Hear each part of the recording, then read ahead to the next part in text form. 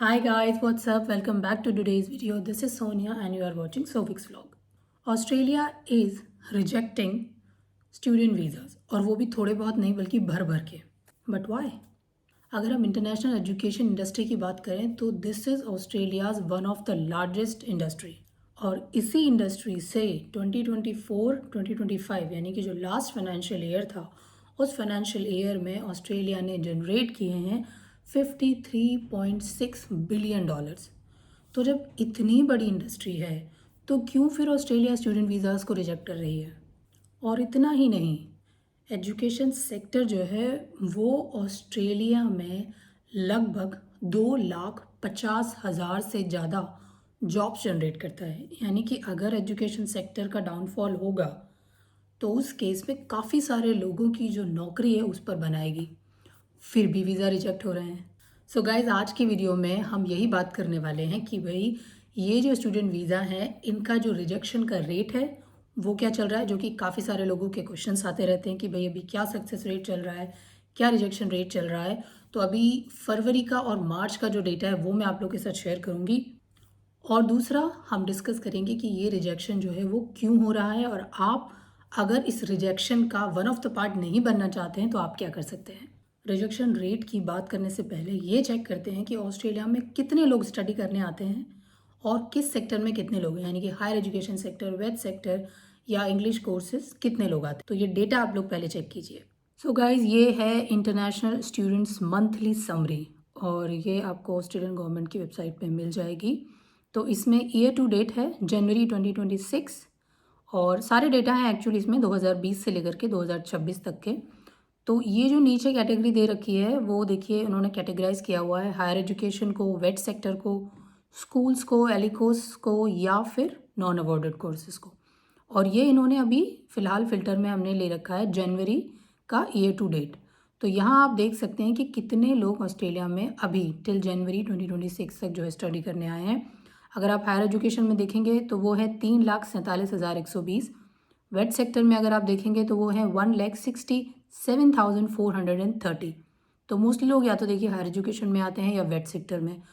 कम है नंबर्स उनका जो कि स्कूल्स या एलिकोस में आते हैं. तो स्कूल्स में हम लोग देख सकते हैं कि वो है 14,626 और वहीं एलिकोस कोर्सेज के लिए हैं 26,243. सो गाइज, ये जो शीट थी इसमें अगर आप टोटल नंबर देखेंगे नीचे जो कि टोटल दिया हुआ था तो उसमें आप लोग देखेंगे कि जनवरी 2025 और जनवरी 2026 उसके डेटा में बहुत डिफरेंस है, यानी कि वो डिक्लाइन है, कम है. नंबर ऑफ इनरोलमेंट जो है जनवरी 2026 में 25 के कंपैरिजन में काफ़ी कम है.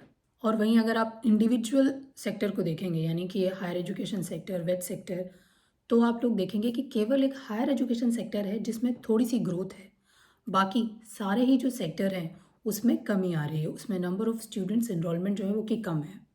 तो ये तो बेसिक पिक्चर मैंने आपको ऑस्ट्रेलिया में जो इंटरनेशनल स्टूडेंट स्टडी के लिए आते हैं उनकी बता दी. बट इन सबसे आप लोगों को यही पता चला कि हाँ, जो इनरोलमेंट है वो कम हो रहे हैं, नंबर ऑफ स्टूडेंट्स पहले के कंपैरिजन में कम आ रहे हैं. तो अब बात करते हैं सीधा कि भाई रिफ्यूजल रेट्स जो हैं वो क्या चल रही हैं, वीज़ा रिजेक्शन का क्या रेशो चल रहा है.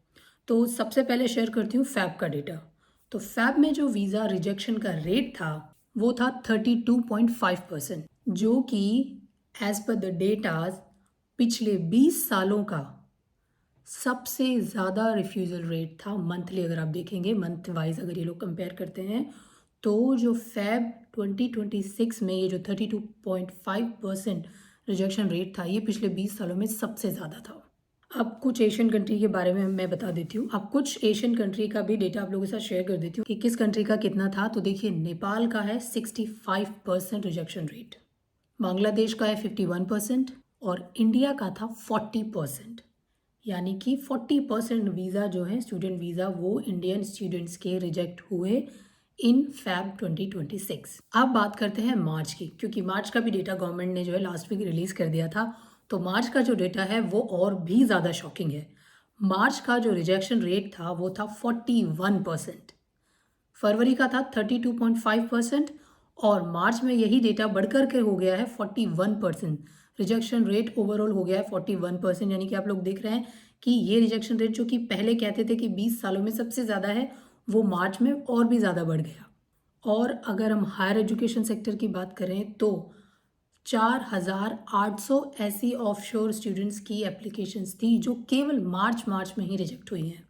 सो गाइस, मार्च में एप्लीकेशन का जो सक्सेस रेट है वो है 59% और जो रिफ्यूज़ल रेट है वो है 41%। और ये जो रिफ्यूज़ल रेट है, ये जैसे मैंने फैब का आप लोगों के साथ कंट्री वाइज शेयर किया था, ये कंट्रीज़ का भी बढ़ रहा है। नेपाल का जहाँ पहले 65% था रिजेक्शन रेट, वहीं मार्च में ये बढ़कर के हो गया 73%। बांग्लादेश का 55% है और इंडिया का भी 51% रिजेक्शन रेट है मार्च में। फेब में इंडिया का था 40% और मार्च में आ गया है 51%। So guys, month by month ये जो रिजेक्शन रेट है ये बढ़ रहा है। नाउ लेट्स टॉक अबाउट कि ये बढ़ क्यों रहा है, क्या वजह है कि रिजेक्शन रेट जो इतना ज़्यादा हो गया है। तो कुछ मेन रीजंस हैं जिनकी वजह से वीज़ा जो हैं वो इतने ज़्यादा रिजेक्ट हो रहे हैं। सबसे पहला रीज़न है फॉल्स क्वालिफिकेशन डॉक्यूमेंट्स। जो एकेडमिक डॉक्यूमेंट्स है, जो क्वालिफिकेशन के डॉक्यूमेंट्स हैं वो फॉल्स हैं, यानी कि वो सही डॉक्यूमेंट नहीं है। दूसरा जो रीज़न है वो है अनसेटिस्फैक्ट्री फाइनेंशियल स्टेटमेंट। जो फाइनेंस आप लोग शो कर रहे हो और उस फाइनेंस को जस्टिफाई करने के लिए जो भी सपोर्टिव डॉक्यूमेंट आप लोग लगा रहे हो वो सेटिस्फैक्ट्री नहीं है। आपकी जो फैमिली इनकम आप लोगों ने शो की है वो सेटिस्फैक्ट्री नहीं है। तीसरा मेन रीज़न है फैब्रिकेटेड एम्प्लॉयमेंट हिस्ट्री। कई बार लोग अपने गैप को जस्टिफाई करने के लिए एम्प्लॉयमेंट दिखाते हैं और वो जो एम्प्लॉयमेंट वो लोग दिखा रहे हैं वो प्रॉपर नहीं है, अपने आप जनरेट किया हुआ एक एम्प्लॉयमेंट है। And the fourth reason is misleading claims about work experience. कितना आपका एक्सपीरियंस है और कितना एज अ डॉक्यूमेंट्स आप लोगों ने बताया है वो भी सही नहीं है। नेक्स्ट आपका जो रीज़न है वो है जीएस रिक्वायरमेंट। नेक्स्ट रीज़न है वो है आपका कोर्स का सिलेक्शन। तो पहले बात कर लेते हैं जीएस की कि भाई जीएस में जो आप जस्टिफाई करते हो ना, जो भी सेट क्वेश्चंस होते हैं उनके आंसर, उनको आप प्रॉपरली जस्टिफाई नहीं कर पा रहे हो। आप ठीक से नहीं बता पा रहे हो कि आप ऑस्ट्रेलिया में क्यों आ रहे हो, आपने जो कोर्स चूज़ किया है वो कोर्स क्यों चूज़ किया है। कोर्स अगर आप ऑस्ट्रेलिया में स्टडी कर रहे हो, उस कोर्स की ऑस्ट्रेलिया में क्या डिमांड है। यहाँ पर अगर आप कह रहे हो कि आपको एक्सपोजर लेना है, वर्क एक्सपीरियंस आप करना चाहते हो उस फील्ड में, क्या वो फील्ड ऑस्ट्रेलिया में डिमांड में है, क्या उस फील्ड में ऑस्ट्रेलिया में मल्टीपल ऑफ जॉब्स हैं कि भाई आपको स्टडी के बाद उस एरिया में जॉब मिल जाएगी। तो जब आप लोग लिख रहे हो, कोर्स अपना चूज़ कर रहे हो, जीएस जब लिख रहे हो, आपको सारी चीज़ें कैलकुलेट करके लिखनी है। एंड गाइस, क्वालिफिकेशन से रिलेटेड जो भी डॉक्यूमेंट लगा रहे हो वो भी जेन्युइन डॉक्यूमेंट्स नहीं है लोगों के। इंग्लिश के जो डॉक्यूमेंट्स लोग लगा रहे हैं वो भी प्रॉपर नहीं है लोगों के। पहले ये होता था कि आप लोग 1 साल का फंड शो करते थे, अभी भी आप लोग 1 ही साल का फंड शो करते हो और अपनी फैमिली इनकम वगैरह शो करते हो। तो बट अभी हो क्या रहा है, जो भी एप्लीकेशंस रिजेक्ट हो रही हैं उनमें आप लोग कई बार देखते होंगे कि भाई फ़ंड प्रॉपर शो था फिर भी रिजेक्ट हो गई, क्योंकि अब ऑस्ट्रेलिया ने अपना जो अटेंशन है वो केवल 1 साल के फंड तक ही लिमिटेड नहीं रखा है। अब वो ये चाहते हैं कि भाई आपके पास इनफ फंड होना चाहिए आपका जो भी पूरा स्टे है, जो भी कोर्स का ड्यूरेशन है उसको सपोर्ट करने के लिए। सो 1 year fund is not enough for them. अगर आप 1 ईयर का फंड दिखा रहे हो तो जो बैकअप में आप लोगों ने जिससे भी आपने supportive document as a funds दिखाए हैं, मान लीजिए पेरेंट्स की इनकम दिखाई है, तो भाई वो इनकम इतनी होनी चाहिए कि आपका 1 साल ही नहीं, आपके आने वाले सालों को भी सपोर्ट कर सके। तो ये एक रीज़न है जो कि वीज़ा रिजेक्शन में बहुत इंपॉर्टेंट रोल प्ले कर रहा है आज के टाइम में। एंड गाइस, जो अभी इतने ज़्यादा वीज़ा रिजेक्शन हो रहे हैं उसका वन ऑफ द रीज़न एक ये भी है कि जो डीएचए है वो इस वक्त आपकी जो एप्लीकेशंस है उनकी स्क्रूटनी, उनकी जो चेकिंग है वो कर रहा है as per MD 106, ministerial direction 106। और उसके 2 मेन पॉइंट्स हैं जो मैं आप लोगों के साथ शेयर करती हूँ। तो जो फर्स्ट पॉइंट है देखिए वो है कि holistic financial assessments of whether students can afford their entire degree, not just the first year. तो यानी कि जैसा मैंने बताया आपको कि 1 साल नहीं बल्कि पूरा स्टडी का ड्यूरेशन, उसका फाइनेंशियल वो लोग चेक करें कि वो सपोर्ट कर सकता है या नहीं। Second point, tighter scrutiny of whether applicant have genuine access of funds, specially when relying on large loan with unclear repayment capacity. तो वो ये भी देख रहे हैं कि अगर आप लोन लेकर के आ रहे हो मान लीजिए, तो आपकी इतनी कैपेसिटी है कि आप वो लोन जो है वो रीपे कर पाओगे या नहीं। ये चीज़ें पहले वो चेक नहीं करते थे, लेकिन अब ये इन दोनों पॉइंट्स को कंसिडरेशन में ला रहे हैं। पहले आप लोगों ने लोन ले लिया या कहीं से किसी से फ़ंड शो करवा दिया, 1 साल का हो गया इनफ, आपको वीज़ा मिल जाता था। लेकिन आज की डेट में अगर आप वही चीज़ें लगा रहे हो, फिर भी आप लोग देखते हो कि आपका जो वीज़ा है वो रिजेक्ट हो गया। क्यों? तो वो ये 2 रीज़न अब उन्होंने दे दिए हैं कि भई वो 1 साल का फंड आपको शो करना है, बिल्कुल एज़ पर द लॉ आपको करना है, रूल्स आपको करना है।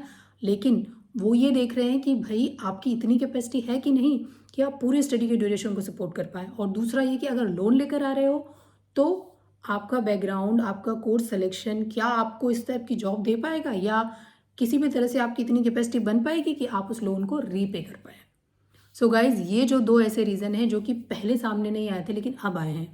तो मैंने आपके साथ रिजेक्शंस रेट जो है वो भी शेयर कर दी, क्यों रिजेक्ट हो रहे हैं वो भी आपको बता दिया कि मेन रीज़न क्या है। तो ये थोड़ा-सा डरने वाली बात है। इसका मतलब अब ये हो गया है कि भाई अगर ऑस्ट्रेलिया में आना है, स्टडी करना है, तो आप फाइनेंशियली बहुत स्ट्रॉन्ग होने चाहिए। अगर आप कहीं पर भी फाइनेंशियली स्ट्रॉन्ग नहीं हो गई, तो हो सकता है कि सब कुछ जेन्युइन होने के बाद भी आपका जो वीज़ा है वो रिजेक्ट हो जाए। विच इज़ सैड, बट आज की डेट में यही रियलिटी है।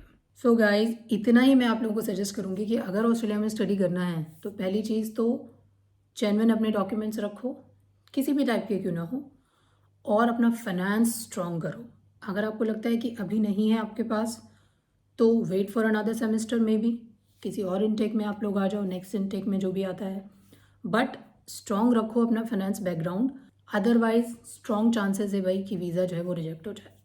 So that's all for today's video guys. फिर से मिलूंगी एक नए अपडेट के साथ, तब तक bye bye and take care. और अगर आपके कोई डाउट्स हैं तो आप कमेंट बॉक्स में नीचे लिख करके पूछ सकते हैं।